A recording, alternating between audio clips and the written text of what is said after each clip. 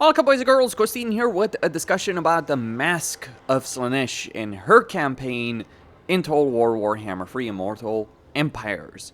This may very well be the best Slaaneshi campaign in the game at the moment. So when we're looking at the Masque, one of the things to understand is that she is a demon focused campaign.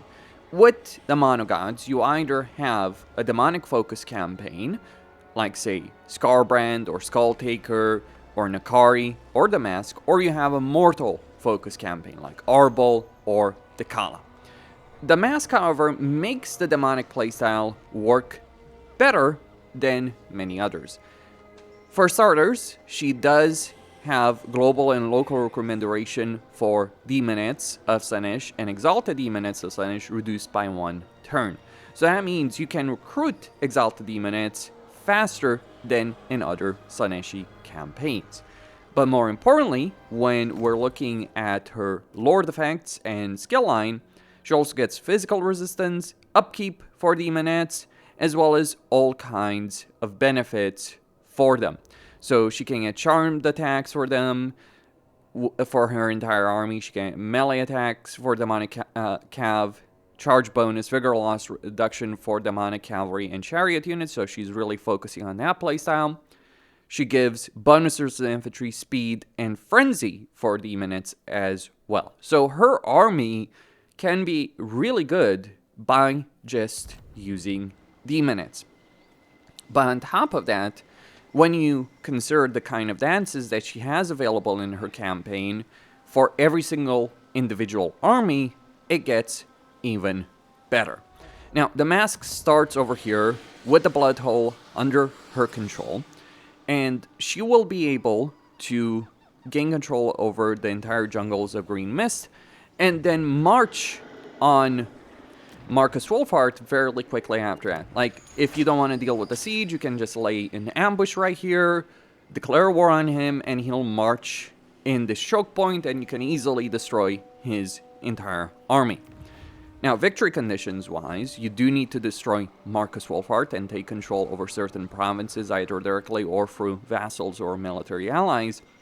And then long campaign victory conditions require you to defeat Jan Bo, Hexoatl, and Gorath. But you have a secret weapon to do so. Actually, 2 secret weapons.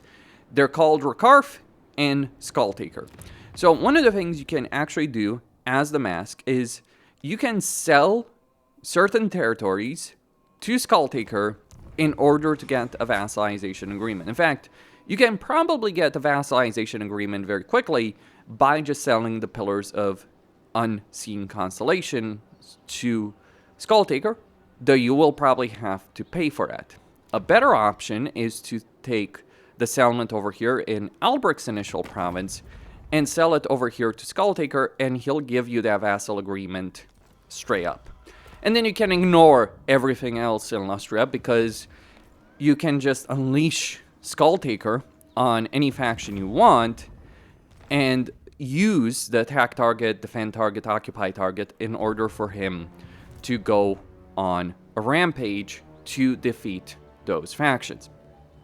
Now, of course, it is a bit weird that a Slaaneshi faction starting right next to a Khorne faction can ally said Khorne faction and use that Khorne faction against their enemies. But I guess it is very Slaanesh to use Khorne as a bulldozer to defeat your enemies while you sit back and watch.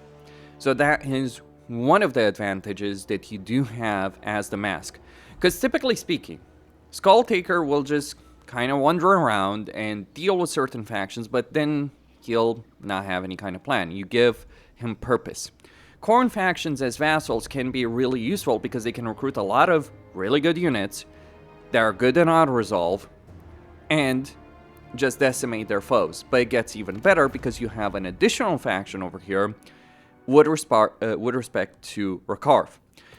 And this might be a bit more complicated on a surface level in terms of, say, for instance, getting Rakarth, until you realize that there is a very, very easy way to do so. So one of the things you can do as Slaaneshi factions, minus the Kala, is you have the Unholy Manifestations. And because of the addition of both the Kala and the Masque, as well as the changes to Slaanesh, you're probably going to get Carnival of the Damned very quickly. And this has been changed to now allow you to create a Cult of Slaanesh in a target settlement. So when you do so if you want to get access to Rakarth very quickly, all you need to do is use the ritual of summoning over here to transport the Masque and take the golden colossi, and then sell that to Rakarth, and he likely will be willing to vassalize you. If not, you might just have to conquer this entire province, be aware of that. But between having Rakarth and having Skulltaker, you don't have to play in Lustria whatsoever in this campaign. You can focus on the north, dealing with Yanbo Hexeratl, while Skulltaker and Rakarth conquer the rest of Lustria. So if you want to avoid fighting a campaign in Lustria, that is absolutely an option.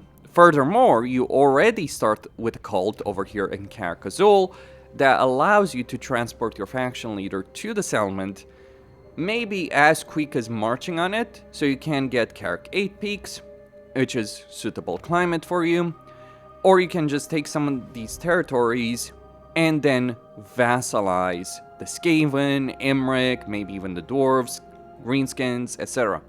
through diplomacy. So there is a good amount of flexibility in this campaign to begin with. It is a bit annoying getting devotees with respect to the Masque, because the only real way to gain devotees is by fighting battles. Okay, some of the cults you have, like the one you start, do give you the ability of gaining some devotees per turn, but it is a fairly low amount. Another thing you can do is also build Magus of Slaanesh, which will also help you out. So increases their discoverability by quite a bit, but if you start building this specific cult and then pair it potentially with the devotee structure once it's finished, you will be able to get more devotees in this campaign than you might imagine. So those are the kind of benefits of the Masque. On top of that, if you do own the Champions of Chaos DLC, you will be able to get Forsaken of Slaanesh fairly quickly in this campaign. Just delete your initial barracks, get Dark Prince icon, and get Slangors or Forsaken of Slaanesh. And then focus on growth in order to get to tier 3, and crucially get access to Druki Anointed, who give you casualty replenishment. So basically what I'm saying is, Champions of Chaos is always worth getting in a Slaaneshi campaign, and so is Tides of Torment. Not necessarily for the Kala's campaign, but for the kind of benefits that you ultimately get. Not so much the units, but rather the hero options that do give you some extra benefits. And you can gain more Alluruses in a Masque campaign than anyone else because of that extra capacity. Now, there's, of course, a couple of other things like Vanguard deployments for Demonites and Exalted Demonites of Slaanesh in your army, but let's talk about the dances, because the dances themselves do give you some fairly nice benefits. There are 4 dances in total in a campaign, though you only start with 3 of them unlocked from the beginning. You have the Pageant of Pain, the Symphony of Excess, the Burning Bacchanal. Now, when we look at these dances, there's all kinds of different perspectives on it, but the Pain one gives you combat benefits or damage benefits at a cost of durability. The Symphony of Excess helps you with debuffing enemies and also improving your seduction situation, but at certain costs of resistance. And the Burning Bacchanal gives you a couple of really useful things. So one of the things it gives you by default is casualty replenishment, plus 3%, always useful in a Slaanesh campaign. But then you can get things like ward save, or you can get 30 armor. That armor, even though it's at the cost of speed, that armor is so useful. Slaaneshi units are going to be fast anyway, so you're not really going to feel too much from that 6% loss in speed, and besides, there are ways of getting that back. But 30 armor makes your auto-resolve and your army in general that much better.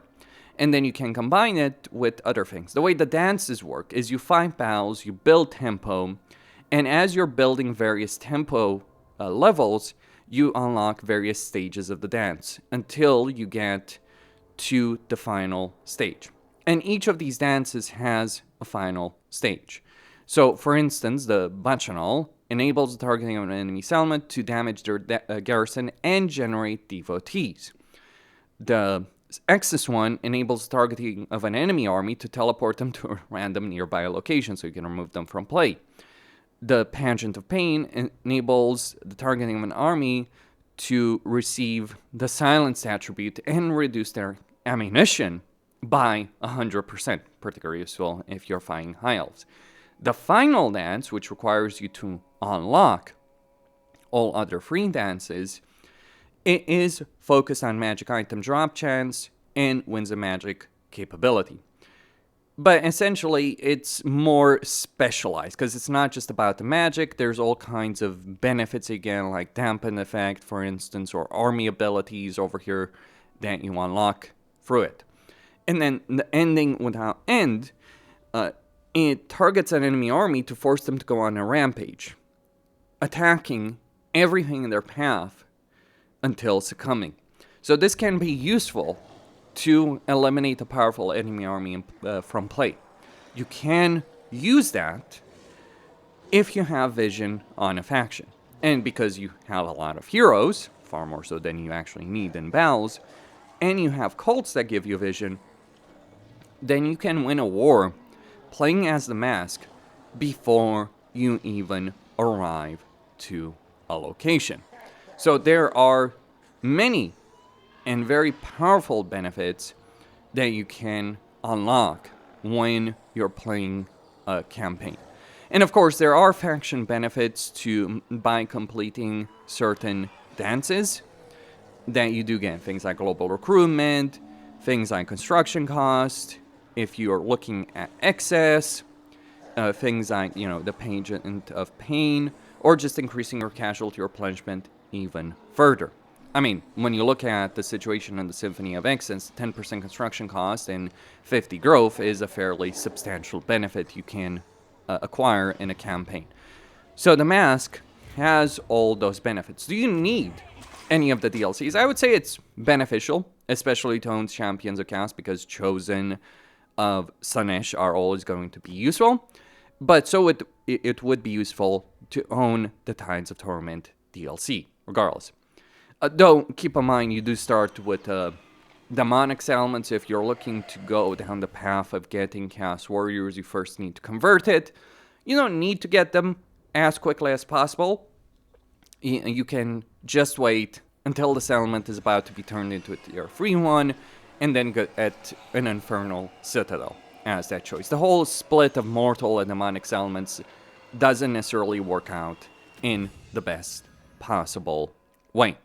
Now, on top of that, Slaaneshi factions do end up having some kind of unique research, in particular on the first tab. So for the Masque, you can get pleasurable act resource costs being reduced, tempo benefits. When we're looking at it, it's really all down to tempo, but then you also get Mandating Devotion, which gives you devotee per turn for every lord performing a dance, and minus 10% devotee upkeep for disciple armies. So you can also have a lot of disciple armies and all kinds of benefits with regards to that. Because if we look at disciple armies, yes, they're still pretty expensive in devotees. I recommend saving up your devotees for cults, but you can only summon disciple armies if you want to. That's all I had to say. Christine signing out. Stay tuned for more.